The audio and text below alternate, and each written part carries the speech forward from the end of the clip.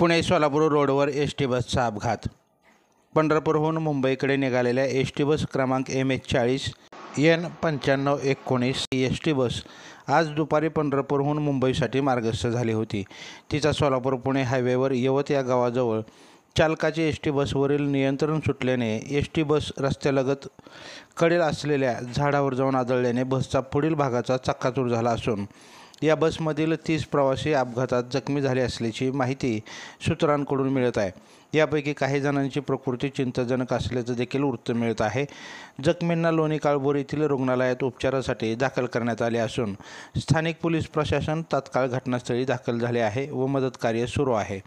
Live Maharashtra zone न्यूजसाठी Anil Giridhar Khandagale.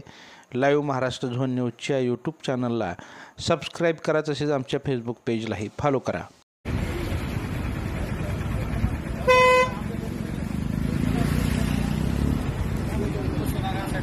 Beep.